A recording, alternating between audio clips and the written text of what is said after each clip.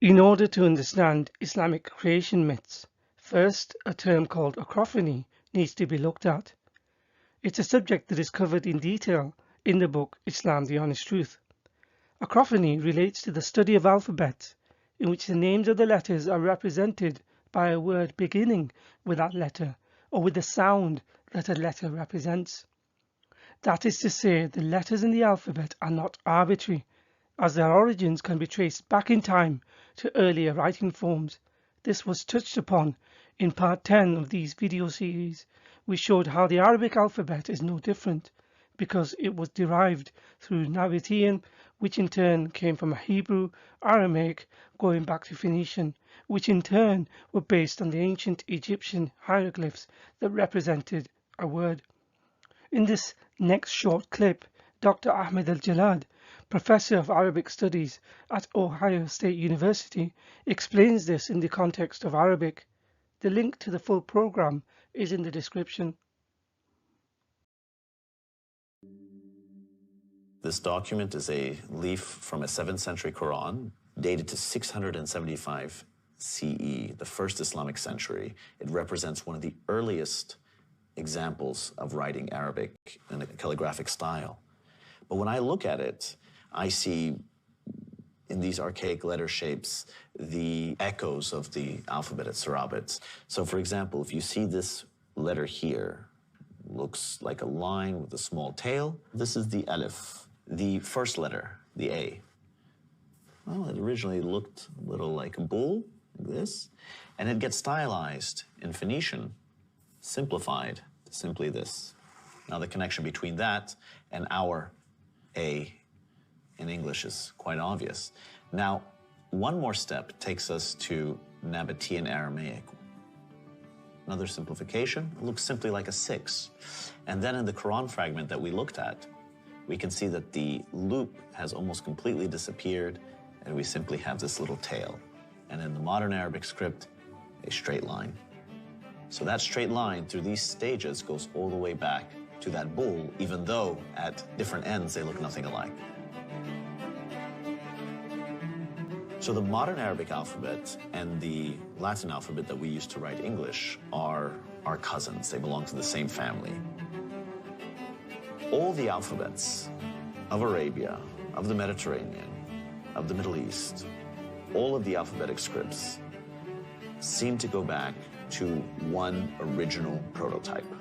It seems that the alphabet, the concept of writing each phoneme with a separate glyph, that idea, as simple as it is, was only invented once. For the purpose of this video, in relation to the topic of understanding Islamic creation myths, the Arabic letter Nun will be looked at. Its English equivalent is the letter N, whose obvious connection can be seen in the Phoenician. Nun meant fish. As the Phoenicians derived their language from the ancient Egyptians, the letter was represented by a hieroglyph of a fish, namely an eel, which is a type of fish depicted here. The letter Nun is still used today in some very nefarious and malicious ways. Here are some pictures. Just as the Nazis branded Jewish homes and businesses during the Second World War, in an article below, it shows how some Christian homes have been branded today by Islamic extremists in some parts of the Middle East by using the letter Nun. It serves three main functions. Number one, as the letter means fish, it represents the Christian fish symbol. Number two, because it is the first letter of the Arabic word for Christians that the Quran uses, Nasara, to mean Nazarenes. Finally, as a letter, it is useful as an expression of shorthand to convey a whole word or symbol without the need to write out a word in its entirety. The Quran still supports the idea that Nun means fish. In the Quran 21:87, the letter Nun is spelt phonetically, with the pronunciation of the name of the letter remaining the same. It is in reference to Jonah, who was swallowed by the fish. The Quranic expression, the Nun, is translated as man of fish. The word Nun is also the Aramaic a Syriac word for fish, a language that was derived from earlier languages such as Sumerian and Egyptian. For example, deriving from the word Nun, in ancient Egypt, the goddess of the waters was called Nu. Here is an example of a hieroglyph depicting her with the water symbols next to her.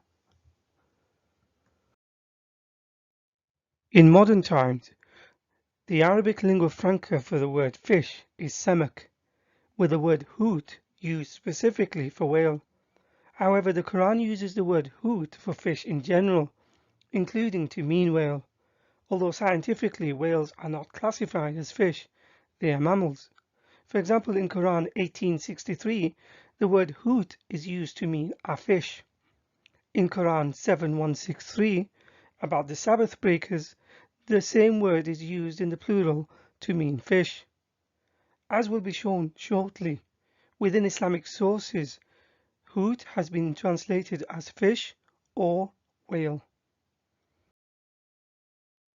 Islamic sources such as Corpus Quran confirms hoot means fish. The link is below. When the Quran uses the word hoot in reference to Jonah, it is often translated as whale. For example, for Quran 37, 139 to 142 in Quran.com, it reads, "Then the whale engulfed him."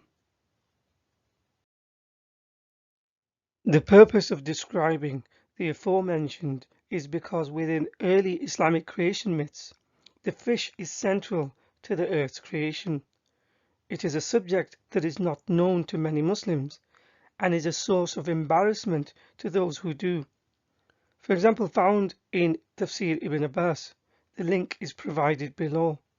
A commentary ascribed to Ibn Abbas.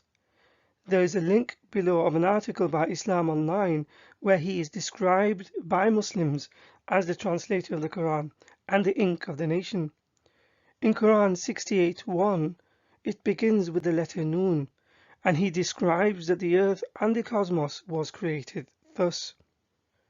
Allah swears by the Nun, which is the whale that carries the earth on its back while in water, and beneath which is the bull, and under the bull is the rock, and under the rock is the dust, and none knows what is under the dust save Allah. The name of the whale is Liwash, and it is said its name is Luti Aya. The name of the bull is Bahamut, and some say its name is Talhut or Liona. The whale is in a sea called Adwad, and it is like a small bull in a huge sea. And it goes on. Ibn Abbas is not isolated in this regard. Pictured here is Tafsir al-Thalabi, another classical Sunni Quranic commentary by Muhammad al-Thalabi, who also confirms the fish carrying the heavens and the earth. In his commentary for Quran 68:1, he says, quote, "Noon is the whale that carries the earth, and it is the narration of Abu Zabyan. On the authority of Ibn Abbas, he said, the first thing that Allah created was the pen, and from it from that is creation. Then he rose and created the water, so he created the heavens from it. Then he created the noon, so he spread the earth on the back of the noon. So the noon moved, so the earth moved. So it was established by the mountains for the mountains to provide stability on the earth." All the works just cited are considered to be amongst the oldest authorities in Quranic commentary and exegesis, with a fuller narrative on the Quran, biographical traditions, and hadith. Other classical scholars say the same. For example, Muhammad al-Kisai, who wrote a classical book on stories of the prophets. An English translation of the book is shown here.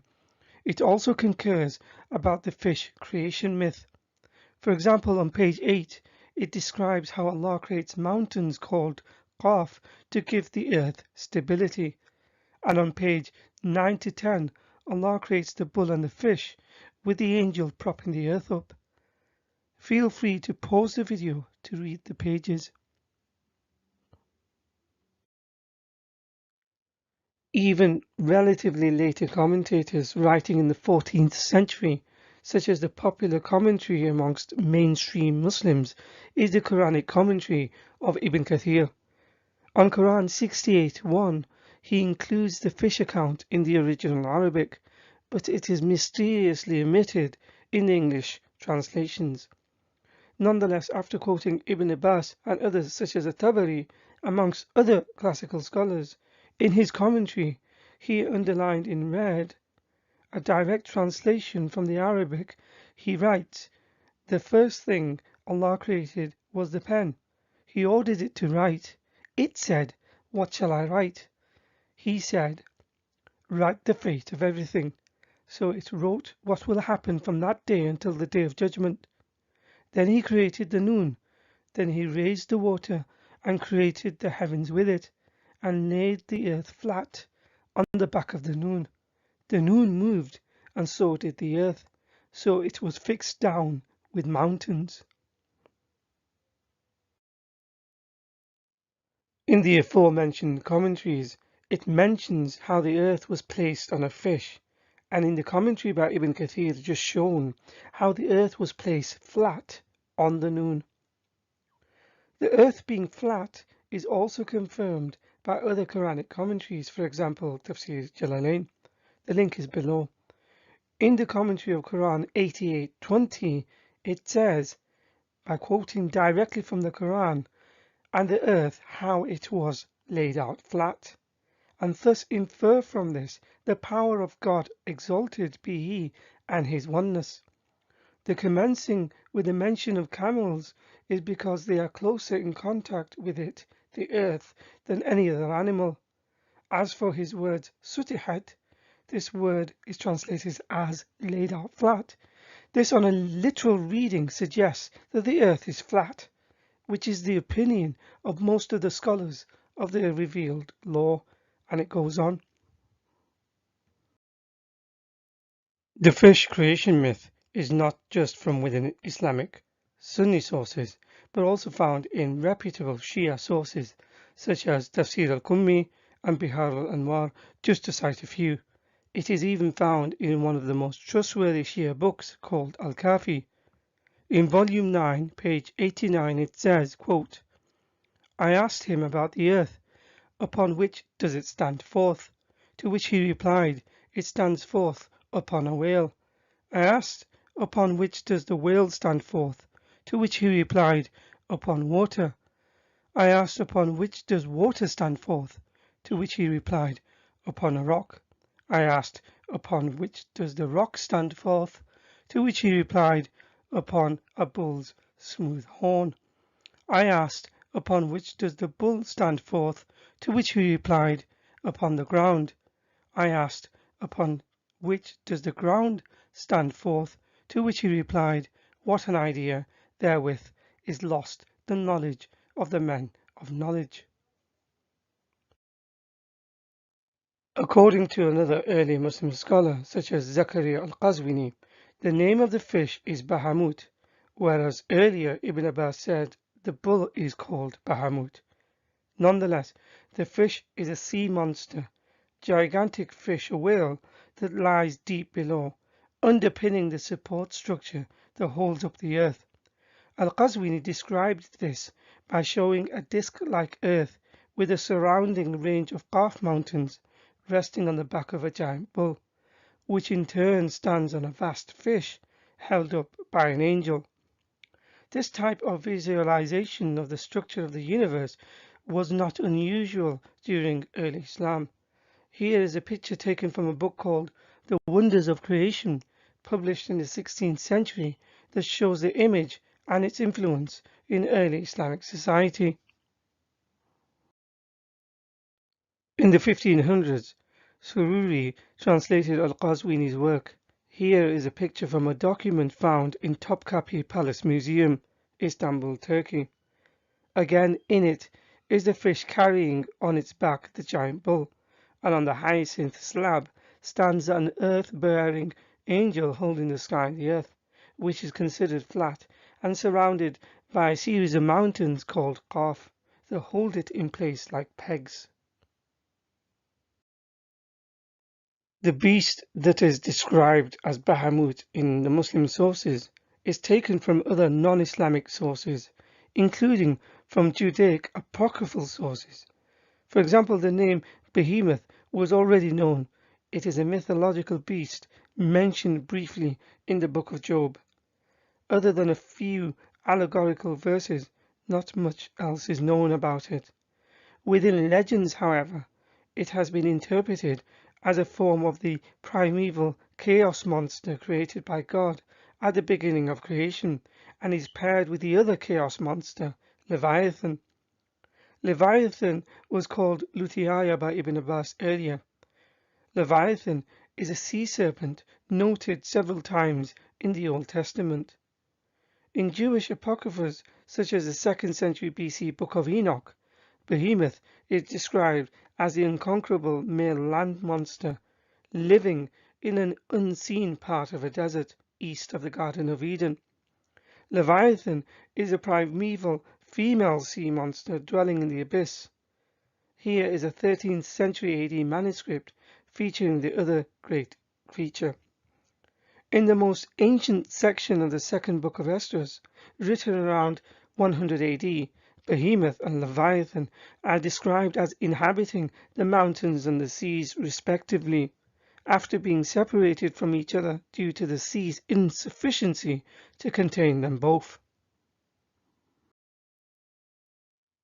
In the Islamic creation myths, the purpose of mountains were constantly being referred to adding stability to the earth due to the movement of the fish.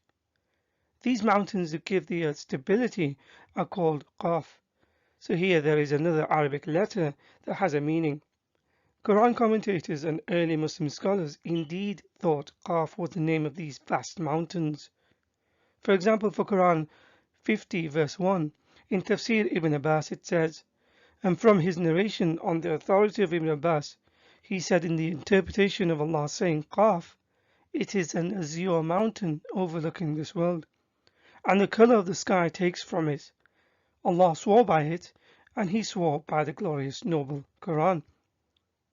Although it's a topic for another video, there is something to be said about Allah needing to swear an oath by the fish, as he did earlier in Quran chapter 68, and in this chapter swearing by the mountains, and other of his creations throughout the Quran, or even by alphabet letters, a topic that is covered in the book Islam, the Honest Truth. Nonetheless, there is a common theme from Islamic sources that mention mountains giving the earth stability due to the movement of the fish beneath it, a movement that can lead to some form of quake or tremble is not an idea that is ex nihilo. In fact, the Quran on multiple occasions confirms the purpose of mountains is to give the earth stability. Examples are provided from the following places: Quran 15:19, Quran 21:31, Quran 78:6-7, and Quran 79:32. Today, it is known that mountains are not stabilizers. Rather, mountains are the product of plate tectonics, a direct result from the instability in the Earth's crust. Earthquakes originate mainly from the edges of tectonic plates, including collisional mountain ranges and ocean trenches and ridges, which demonstrates that mountains do not stabilize the crust or the Earth. As early as the 1920s, scientists noted that earthquakes are concentrated in very specific and narrow zones on Earth. In 1954, French seismologist Roth published this map showing the concentration of earthquakes along the zones indicated by dots and cross-hatched areas. These areas were concentrated on or near mountainous regions, whether on dry land or in the oceans and seas. For example, a well-known mountain range is the Himalayan mountain range. It has some of the highest peaks on Earth, including the highest, Mount Everest. Rather than preventing earthquakes, this region is in fact closely associated with them. The collision of tectonic plates causes mountains to form, and this same collision also causes earthquakes, which explains the correlation of the two phenomena. The presence of mountains on any part of the Earth's surface thus often suggests the presence of precisely those underground geographical circumstances which generate earthquakes. The Qaf Mountains of Islamic creation mythology seems to be an idea taken from a version of Rupus Nigra, a phantom island believed to be a 33-mile wide black rock located at the magnetic North Pole or at the North Pole itself. Nonetheless, these ideas that later found itself within Islamic creation mythology were taken from various other earlier ancient mythologies, including from within Hindu mythology, where there is a turtle known as Akupara that holds up the earth. An example of a reference to the world turtle is found in Hindu literature. Here is an 1877 drawing of the world supported on the backs of 4 elephants, themselves resting on the back of a turtle. It was created by Oxford University's educated English anthropologist Sir Edward Bernard Tyler. He was the keeper of the Oxford Museum and the anthropological consultant on the first edition of the Oxford English Dictionary. Within Chinese mythology, Nua is the mother creator goddess of Chinese mythology. She is credited with creating humanity and repairing the Pillar of Heaven. According to mythology, Nua cuts the legs of the giant sea turtle and uses them to prop up the sky. Here is a picture by a famed Chinese landscape painter depicting Nua repairing the Pillar of Heaven. So in conclusion, Arabic is claimed by Muslims to be a sacred and pure language of Allah, the Quran, the Heaven and Muhammad. Yet its origins can be traced to earlier ancient languages from pre-existing pagan peoples such as the Phoenicians, Sumerians and the Egyptians. Early Islamic creation myths contain accounts of the fish propping up the earth. Major Muslim scholars commentated and wrote about this, both from within Sunni and Shia sources. As these views no longer conform with modern science, later Muslims view these accounts as embarrassing and even omit them from later editions and translations. Many earlier ancient cultures, such as the Hindus and Chinese, had creation myths not too dissimilar. It is likely these ideas were introduced into Islamic sources in some form from earlier legends and apocryphas. The Islamic creation myths and the Quran describes mountains as stabilizers, whereas in reality they are the very opposite. They were formed when tectonic plates collided. Earthquakes originate mainly from the edges of tectonic plates, including collisional mountain ranges and ocean trenches and ridges, which demonstrates the mountains do not stabilize the crust or the earth. If this video was produced around 1,000 years ago, Muslims will be demanding evidence be provided that the earth was not created by Allah and put on the back of a great fish and bull. Thankfully, there is no need to prolong the video any further by providing such evidence contrary to these claims because of what is universally accepted today, all of which expose the absurdity of Islamic creation myths.